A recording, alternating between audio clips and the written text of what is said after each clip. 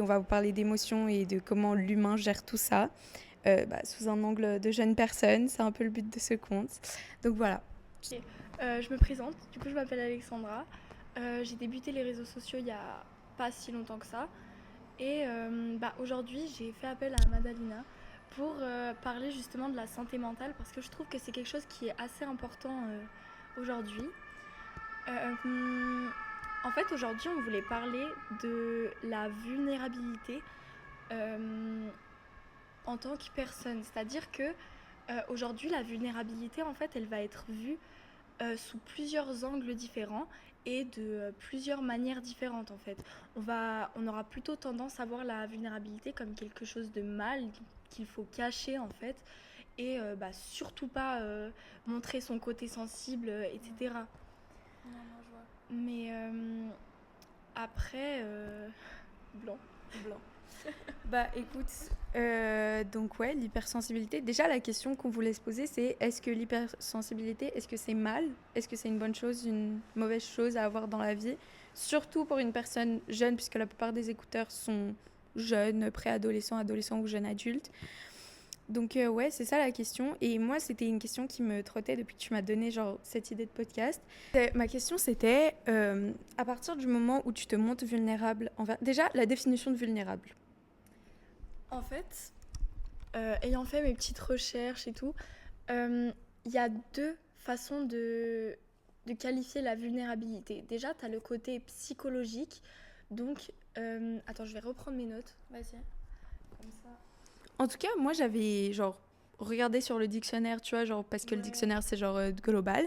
Et ça donnait des mots comme, en gros, faiblesse, Ouais, des trucs comme ça, genre. Ouais, en gros, c'est un peu la capacité à pouvoir partager sa sensibilité, ses émotions, euh, bah, en mode c'est ok, quoi. Enfin, de façon brute et claire. Après, en sciences humaines et sociales aussi, on peut avoir une autre définition. Ce serait plutôt une fragilité qui peut être physique ou sociale, qu'on peut retrouver par exemple quand on a une maladie ou genre ce genre de choses. Après, bien évidemment, il y a d'autres connotations.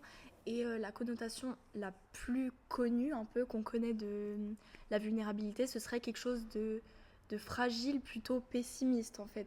Alors qu'en fait, je pense qu'il faut quand même prendre tous les aspects de la définition, quoi. Ouais. Mais Voilà. Bah, en vrai, moi, ma question, c'est quoi? C'est, par exemple, l'hypersensibilité. Prenons l'hypersensibilité. Est-ce que c'est une sorte de maladie ou est-ce qu'on est avec? C'est un trait de caractère? Enfin, qu'est-ce que c'est? Genre, comment ça vient? En 6 mois, demain, je me fais diagnostiquer hypersensible. Comment ça a évolué en moi, en fait, ce trait de caractère? alors déjà, bon, j'ai pas fait d'études par rapport à ça, donc Oui, voilà, enfin, je c'est parle vraiment en sous toute un angle. humilité, ouais. Ouais. Mais je voudrais dire que, en fait, l'hypersensibilité aujourd'hui, c'est beaucoup diagnostiqué. Du coup, il faut faire un peu attention à ce qu'on dit. Il faut pas se diagnostiquer, enfin, se dire hypersensible et faire de l'hypersensibilité toute sa personnalité, Ouais. mais plutôt dans le sens où lorsque l'on est hypersensible, on ressent les émotions beaucoup plus fort en fait. Que ce soit des émotions positives ou des émotions négatives, c'est un peu la même chose quoi. Après, ça peut parfois être compliqué euh, d'exprimer ses émotions ou de retenir ses émotions, surtout dans notre société actuelle, Ouais. qui nous pousse vraiment. Par exemple, quand on est super content, on a envie de sauter partout, on va pas aller sauter sur la personne. Enfin Oui, voilà, c'est un peu la exactement. société qui nous encadre, met des règles et tout. Et même quand on a envie de pleurer, moi je sais que souvent j'ai envie de pleurer, ou alors je connais des personnes qui ont souvent envie de pleurer. On peut pas pleurer n'importe où, n'importe Ouais. quand. Après, euh, le but ce serait pas de refouler tout ce qu'on ressent, de tous les rejeter, pas du tout. Ce serait plutôt d'essayer de comprendre ses émotions Et les et accepter en vrai. ouais, les accepter et pouvoir bah, genre vivre avec en fait. Ouais. Mais tu sais, en vrai, et puis t'as raison, c'est la société qui nous met des règles, mais aussi où on est, tu vois, dans quelle famille on est, dans quel environnement on est, puisque, on va dire, expérience personnelle, euh, moi et mon père, quand j'étais petite, on n'avait pas la meilleure des communications, et depuis que je suis rentrée dans cette phase de jeunes filles, on va dire que c'est plus facile pour nous de communiquer entre nous. Donc, on parlait plus. Et un soir, genre, j'ai commencé à pleurer, mais c'est vraiment rare. Je ne pleure jamais devant mon père, c'est mort. Et il m'a regardé, il était choqué. Genre, pour lui, c'était quelque chose de what the fuck, genre, elle pleure devant moi. Et il m'a dit quoi? Genre, il m'a calmé et tout. Il a dit, ouais, Madalena, par contre, tu pleures plus jamais devant quelqu'un. Et j'ai regardé, je fais, mais attends. Enfin, il m'a dit quoi? Il m'a dit, tu pleures que devant moi, que personne te voie y pleurer. Mais je sais pas si c'est une bonne chose, parce qu'en plus, ça vient de mon père, donc je pourrais prendre ça comme un conseil. Enfin, je sais pas. Bah, en fait, comme tu dis, dans certaines familles ou dans certains... Il y a plusieurs cadres, en fait. On peut se retrouver confronté à... en fait, au fait de ne pas du tout montrer ses émotions. En fait, notre parent, et surtout c'est assez dur quand ça vient de notre parent, qui nous disent ne pas pleurer, bah en fait tu choisis pas, genre en fait si t'as envie de pleurer tu pleures quoi. Mais dans le sens où il faudrait, en fait c'est vraiment savoir gérer ses émotions et savoir se dire, toujours prendre la situation en recul en fait. Quand quelqu'un te dit de ne pas pleurer, en fait, c'est assez genre cynique un peu. Genre, depuis quand une autre personne... En fait, la personne n'essaye pas trop de se mettre à ta place. Comment elle pourrait gérer les choses qui viennent en toi direct, quoi. Ouais. Donc, je pense, en fait, peut-être prendre un temps pour toi. Prendre un temps pour la personne, pour toi-même et tout, pour pouvoir... un peu analyser ce qui se passe en toi, ce qui se passe, genre les émotions et tout. Et après, avec du recul, j'ai pas le mot, avec du recul, genre essayer d'analyser la situation la plus objectivement possible, quoi. Après, dire à quelqu'un ne pas pleurer, en fait, je trouve ça un peu déplacé parce qu'en fait, chacun gère ses émotions comme il peut et comme il souhaite, enfin, comme c'est lui qui l'entend, quoi. Je comprends. Mais et genre par exemple, une personne hypersensible peut vivre les émotions très mal, elle les ressent genre fois 1000, c'est ce que j'ai compris, que ce soit les émotions positives, négatives, tout. Mais déjà que c'est un fardeau pour elle, est-ce que c'est aussi un fardeau pour ses proches ou la plupart du temps, les personnes hypersensibles savent en fait garder pour eux? Je sais pas comment expliquer ma question, mais vas-y. Alors déjà, en fait, tout est relatif et tout dépend du point de vue, genre. La personne hypersensible, elle peut considérer son hypersensibilité comme un fardeau, mais elle peut aussi en faire une force. C'est tout dans la gestion. En fait, une personne qui va avoir beaucoup d'émotions, qui va les ressentir vraiment intensément, elle peut parfois être mal comprise par ses proches. Elle peut... parfois avoir du mal à comprendre ses propres émotions en fait. Donc voilà, la personne en fait, elle va avoir du mal à gérer elle-même ses émotions, donc ça peut parfois être compliqué pour ses proches.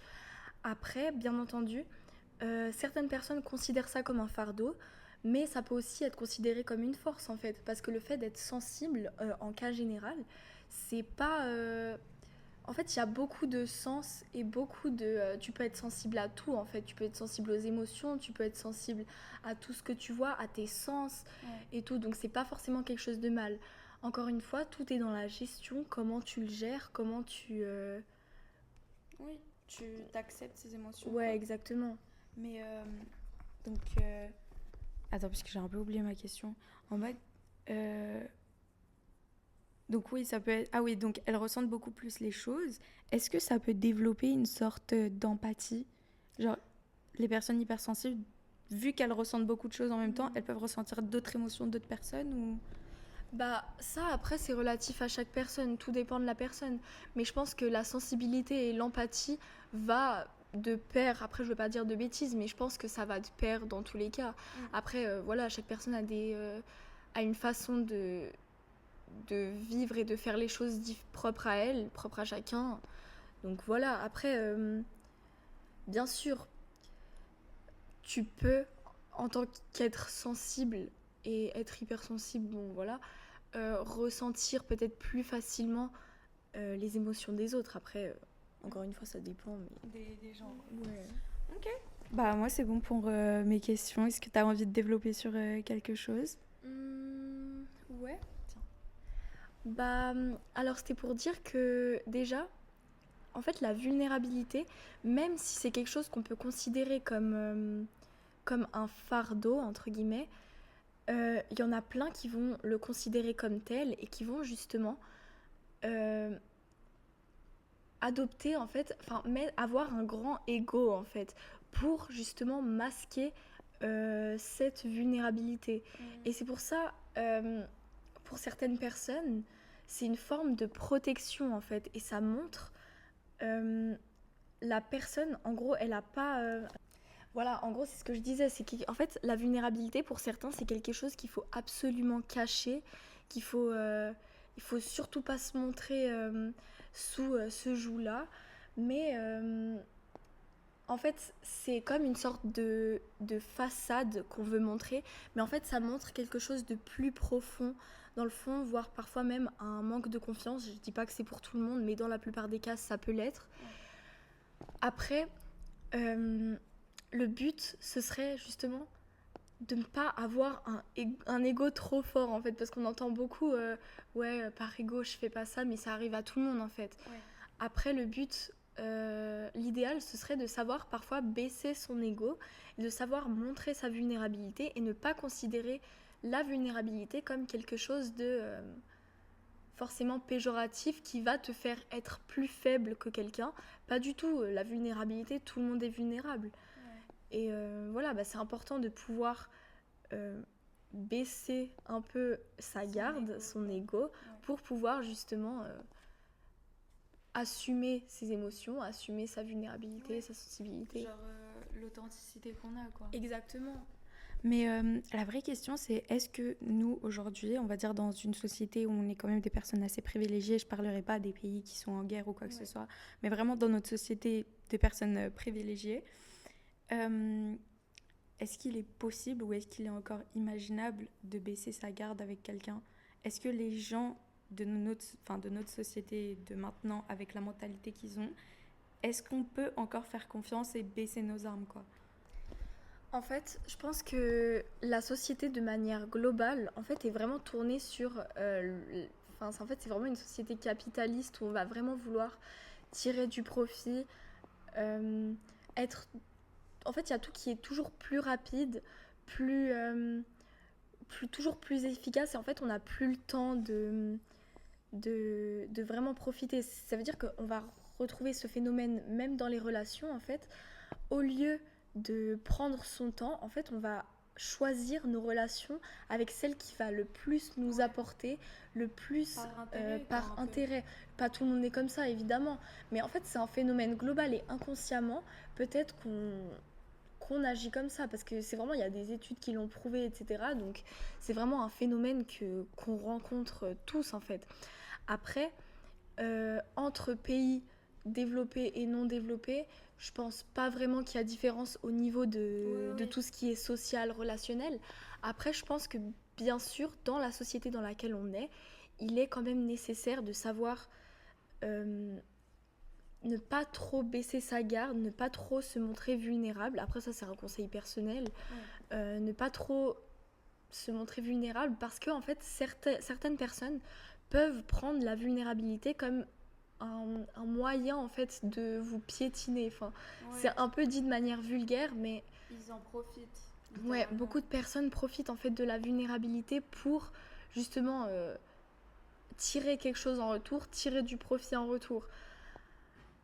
En fait, après l'idéal, ce serait vraiment de se concentrer sur soi-même, de se construire en tant que personne, de construire son identité pour justement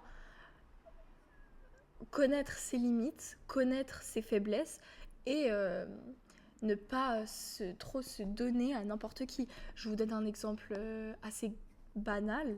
On va pas raconter ses traumatismes à n'importe qui parce que bon, après ça c'est mon point de vue, mais je sais pas, en fait peut-être la personne pourrait se retourner contre vous ou n'importe quoi. C'est comme d'un autre angle aussi. Tu vois, tu t'ouvres beaucoup c'est ça. sur des choses qui parfois devraient être un petit peu personnelles. Et la personne, elle peut être déstabilisée par C'est cette ça. Bon, information. ouais, après, ça dépend des personnes parce qu'il y a des personnes qui vont être beaucoup plus à l'aise à s'ouvrir directement, quand il y en a d'autres qui vont préférer vraiment un cercle restreint, limite, elles racontent pas trop leur vie, etc. Enfin, ça dépend vraiment des personnes. Après, le point qui... Rapproche juste un tout petit peu le Oui. micro. Le point qui rapproche ces deux cas de figure, c'est vraiment le fait de connaître ses limites et le fait de justement ne pas dire n'importe quoi à n'importe qui au risque que la personne puisse l'utiliser contre vous. Ouais, Bien sûr, c'est pas tout le monde. je comprends. Mais tu sais, je sais pas si tu vois Billie Eilish, je vais mettre une image.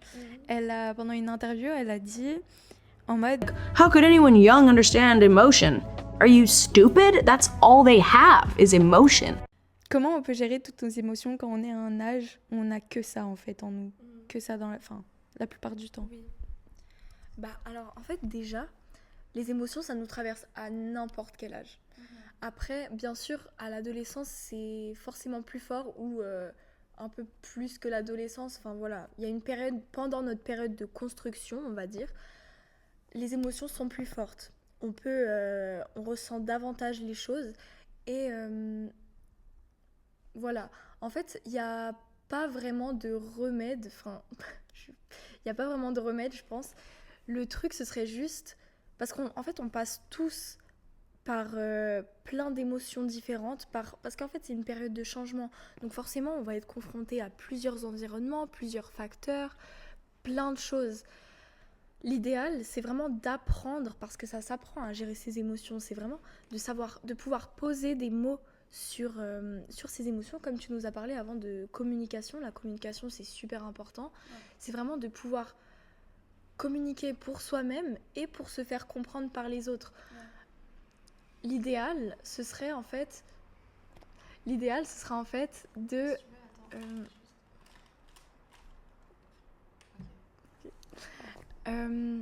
de pouvoir poser des mots sur ce que l'on ressent afin de pouvoir les qualifier, de mettre des mots dessus.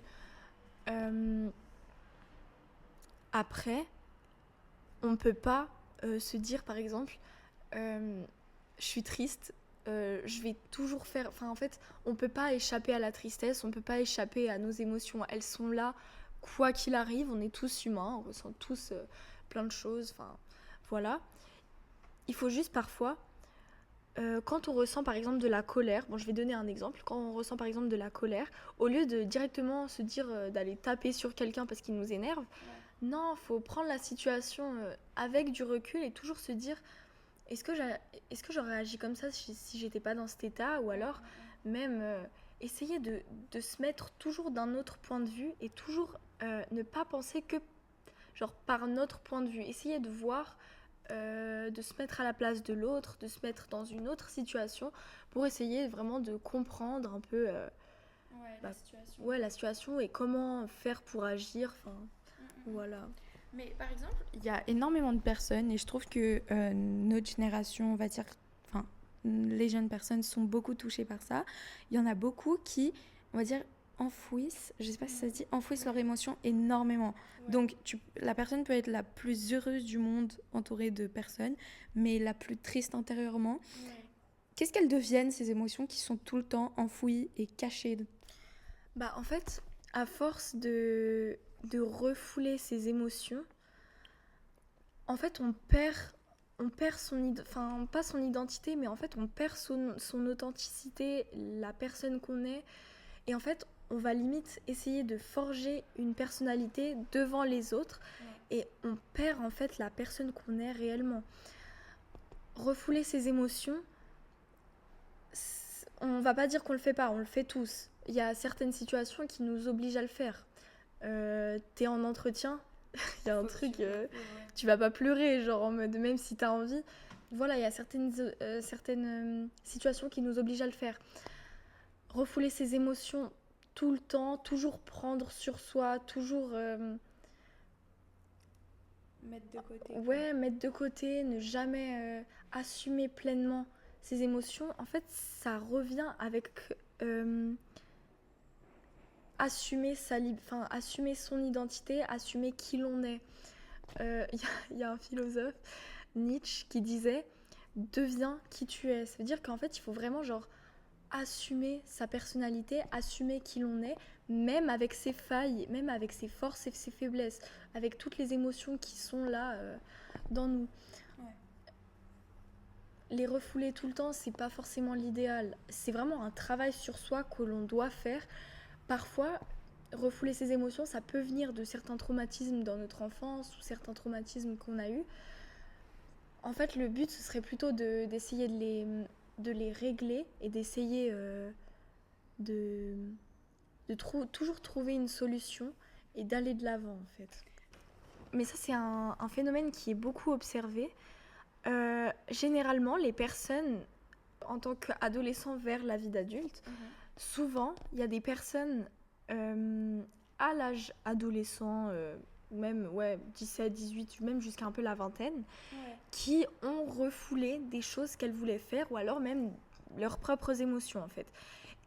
Et à l'âge de 40 ans et tout, ce qu'on appelle la crise de la quarantaine, on va dire, en fait c'est plutôt tout ce qu'on avait envie de faire quand on était plus jeune et en fait qu'on n'a pas fait.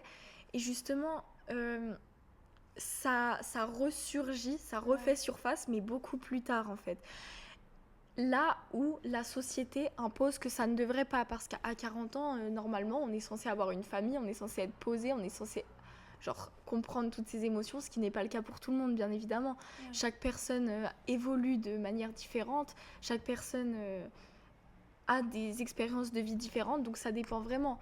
Après, justement, on parle de l'adolescence comme une période de construction, là où il faudrait justement construire son identité et encore plus dans notre société actuelle, il faut vraiment chercher à se comprendre, à savoir comment évoluer, surtout dans la société actuelle qui nous impose ça en fait, où limite l'authenticité, elle est même plus, elle est limite cachée par un masque qu'on se met, notamment, un masque social, même à travers les réseaux sociaux, etc.